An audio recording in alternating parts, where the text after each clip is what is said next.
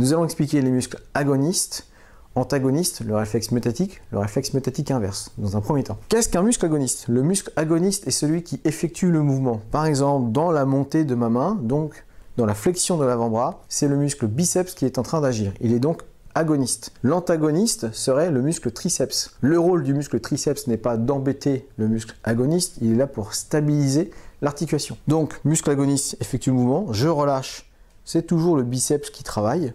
Donc c'est toujours le muscle agoniste qui est concerné par ce mouvement, dans un mouvement qui est concentrique et excentrique. Notion de réflexe myotatique. Peut-être avez-vous été déjà assis chez votre médecin et qui vous a tapé sur le tendon ici. Lorsque l'on étire, donc lorsqu'on tape ou qu'on étire le tendon, la rotule suit, le muscle entier suit, mais c'est un mouvement qui est rapide, inattendu, le muscle ne s'y attendait pas, donc le système nerveux l'interprète comme une agression. Suite à cet étirement qui est une agression, le muscle se contracte. C'est ce qui nous permet aussi de nous maintenir debout. Lorsque nous marchons dans le noir et que nous marchons dans un trou, à ce moment-là, le genou va fléchir très rapidement, de manière inattendue. Par réflexe, il va se contracter. C'est ce qui nous empêche de trébucher. C'est ce qu'on appelle le réflexe myotatique. Les fuseaux neuromusculaires sont les capteurs qui envoient l'information au système nerveux et qui réagit en faisant la contraction musculaire. La notion de réflexe myotatique inverse est lorsque vous pratiquez un étirement, par exemple allongé sur le dos, on vous appuie sur les pieds, on étire les adducteurs, la résistance est croissante. Cela commence à être difficile.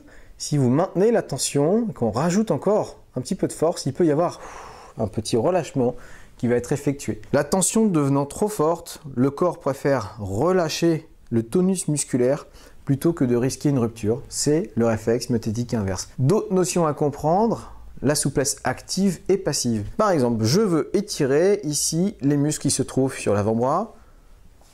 Je fais ceci avec ma main et je me retrouve en tension sur cette partie-là.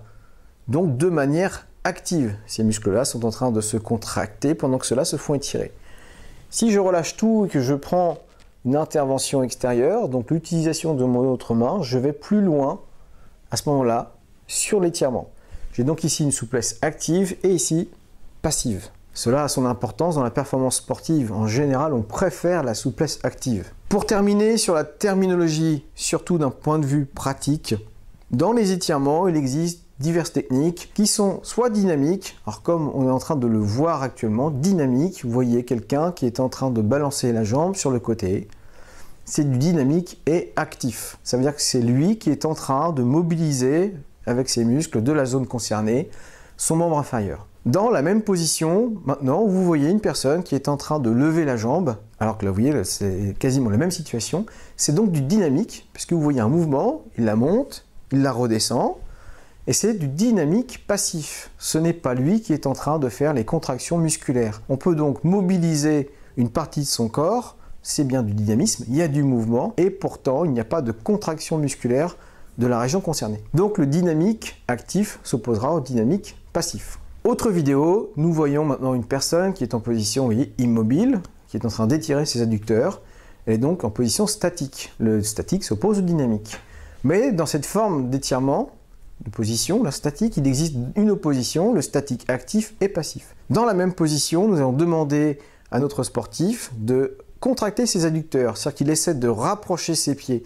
Il ne le peut pas, le sol l'empêche. Cependant, les muscles concernés sont bel et bien contractés. Ça veut dire que nous avons du statique actif. Le statique passif, c'est finalement le plus connu, c'est la position immobile dans laquelle nous cherchons un relâchement musculaire. Et en général, on essaie de maintenir 30-40 secondes, cas extrême, jusqu'à 2 minutes dans le cadre de la gymnastique, de la danse, du cirque, patinage artistique.